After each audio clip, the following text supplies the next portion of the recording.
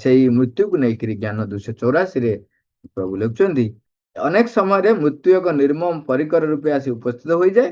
ମାତ୍ର ଯେତେବେଳେ ସିଏ ପୃଥିବୀର ଏହି ପରିଚ୍ଛଦଟିକୁ ପାଲଟାଇ ଉଜ୍ଜଳତର ସେଇ ଅନ୍ୟ ପରିଧାନଟିକୁ ପିନ୍ଧାଇ ଦିଏ, ସେତେବେଳେ ତାହାର ଦୁଷ୍ଟତା ଓ ଅଯୋଗ୍ୟତା ଗୁଡ଼ିକୁ କ୍ଷମା ନ କରିବାର ଆଉ କୌଣସି କାରଣ ନଥାଏ। ସେ ମୃତ୍ୟୁକୁ ନେଇକି କହୁଛନ୍ତି, ଅନେକ ସମୟରେ ମୃତ୍ୟୁ ଏକ ନିର୍ମମ ପରିକର ରୂପେ ଆସି ଉପସ୍ଥିତ ହୋଇଯାଏ। ଆମେ ଆଲୋଚନା କରୁଛନ୍ତି, ମାତ୍ର ଯେତେବେଳେ ସେ ପୃଥିବୀର ଏହି ପରିଚ୍ଛଦଟିକୁ ପାଲଟାଇ ଉଜ୍ଜଳତର ସେଇ ଅନ୍ୟ ପରିଧାନଟିକୁ ପିନ୍ଧାଇ ଦିଏ, ଯୋଉଟା ପୂର୍ବରୁ ଆମେ ଆଲୋଚନା କଲେ, ଯୋଉ ତାର ନୂତନତ୍ୱ ରୂପଟାକୁ ଯେତେବେଳେ ଆମକୁ ଆଣିକିରି ଆମ ପାଖରେ ରଖିଦିଏ, ସେତେବେଳେ ତାହାର ଦୁଷ୍ଟତା ଏବଂ ଅଯୋଗ୍ୟତା ଗୁଡ଼ିକୁ କ୍ଷମା ନ କରିବାର ଆଉ କୌଣସି କାରଣ ନଥାଏ। ଇଏ ହଉଛି ଗୋଟେ ଲେଖକ ବା ସାହିତ୍ୟିକ ବା ସାହିତ୍ୟ ଶବ୍ଦର ବ୍ୟବହାରରେ ଏଟା କହୁଛନ୍ତି ଯେ ଅଯୋଗ୍ୟତା ଗୁଡ଼ିକୁ କ୍ଷମା ନ କରିବାର କୌଣସି କାରଣ ନଥାଏ। ଯେତେବେଳେ ଆପଣ ଗୋଟେ ନୂତନତ୍ୱ ଉଚ୍ଚତର ଚେତନାକୁ ପାଇଗଲେ, ତେବେ ପୁରା ଚେତନାରେ ଯୋଉ ଆପଣଙ୍କର ଲିମିଟେସନ ଥିଲା, ଯୋଉ ଅଭାବ ଥିଲା, ଯୋଉ ଅଯୋଗ୍ୟତା ଥିଲା, ଯୋଉ ଅସାମର୍ଥ୍ୟତା ଥିଲା, ସେ ତ ଆପେ ଆପେ ନିଶ୍ଚିନ୍ନ ହେଇକି ନୂତନ ରୂପ ଗ୍ରହଣ କଲା।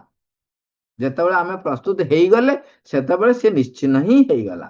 ତେଣୁ ଏଇଟା ଗୋଟେ ସୁନ୍ଦର ଭାବରେ ଲେଖୁଛନ୍ତି, ତେଣୁ ଅଯୋଗ୍ୟତା ଗୁଡ଼ିକୁ କ୍ଷମା ନ କରିବାର କୌଣସି କାରଣ ନଥାଏ।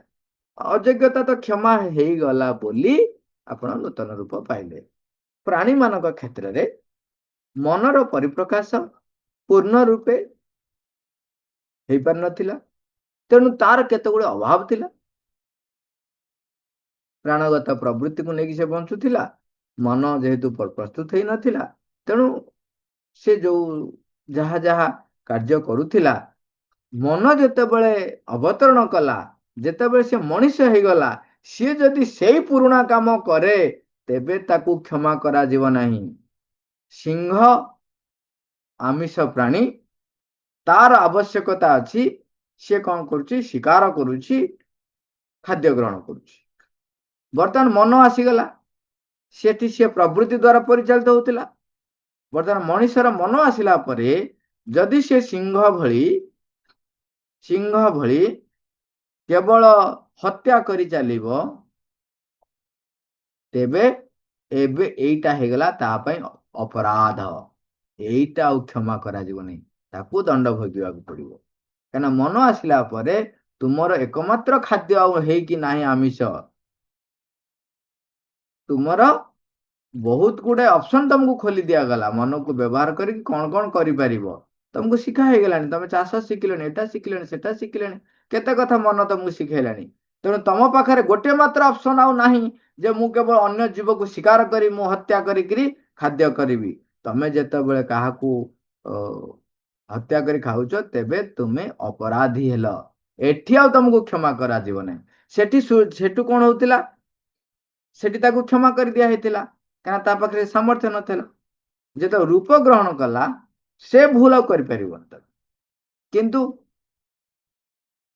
ଏଇଠି ଆମେ ସେଥିପାଇଁ ଯଦି ଆମେ ନିଜେ ସଚେତନ ହଉନାହୁଁ, ତେବେ ଆମକୁ କଣ ତାର କନସିକ୍ୱେନ୍ସ ଭୋଗ କରିବାକୁ ପଡିବ। ଏଠି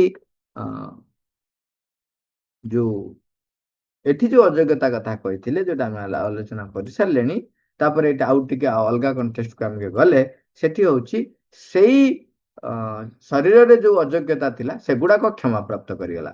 ସିଂହ କଣ କରୁଥିଲା? ତାର ଅଯୋଗ୍ୟତା ଥିଲା, ସିଏ ଘରଟିଏ ତିଆରି କରିପାରୁନଥିଲା, କାନ୍ଥ ଯେମିତି ମାଟି କାନ୍ଥ କରି ଚାଳ ଛପର କରିପାରୁନଥିଲା, ସେ ଗୁମ୍ଫାରେ ରହୁଥିଲା। ସେଇଟା ତାର ଅଯୋଗ୍ୟତା ଥିଲା। ଯଦି ବର୍ଷା ହେଲା, ଖରା ହେଲା, ତେବେ ସେ ଦୌଡ଼ିକି ଆସିକିରି ଗୁମ୍ଫା ଭିତରେ ପଶୁଥିଲା, ସେଇଟା ତାର ଅଯୋଗ୍ୟତା ଥିଲା। ବର୍ତ୍ତମାନ ମଣିଷ ଆସିଗଲା ପରେ ସେ ଅଯୋଗ୍ୟତା କ୍ଷମା କରି ଦିଆଯାଇଛି, ଯାହା ଫଳରେ ତା ପାଖରେ ଏକ ସ୍ୱାଭାବିକ ଭାବେ ଏକ ସାମର୍ଥ୍ୟ ତାକୁ ଦିଆଯାଇଛି। ସେ କେମିତି କଣ ଯୋଗାଡ଼ ଯନ୍ତ୍ର କରିବ, ମନକୁ ବ୍ୟବହାର କରିବ, ଘର କରିବ, କୋଉଠି ରହିବ, କେମିତି ରହିବ, ଦୌଡ଼ିକି ଯିବ, ଏଠୁ ଯାଇକି ସେଠି ଯିବ, କୋଉଠି ଏମିତି ଘର କରିବ କି ସେମିତି ଘର କରିବ। ତେଣୁ ଆଉ ସେ ଅଯୋଗ୍ୟତା ତା ପାଖରେ ନାହିଁ। ସେ ଅଯୋଗ୍ୟତାକୁ କ୍ଷମା କରି ଦିଆଯାଇଛି, ନୂତନ ତାକୁ ଆକ୍ଚୁଆଲି ଅଯୋଗ୍ୟତା କ୍ଷମା କରିଦିଏ। ତାକୁ ନୂତନ ଶକ୍ତି ଦିଆଯାଇଛି, ସାମର୍ଥ୍ୟ ପାଇଯାଇଛି। ତେଣୁ ସେ ନୂତନ ରୂପରେ ବ୍ୟବହାର କରିଛି ଲେଖିବାରେ। ସୁନ୍ଦର ଭାବରେ ପ୍ରଭୁ କହୁଛନ୍ତି ଯେ ଅଯୋଗ୍ୟତା ଗୁଡ଼ିକୁ କ୍ଷମା କରିବାର କୌଣସି କାରଣ ମା ମା। Thank you all. All over.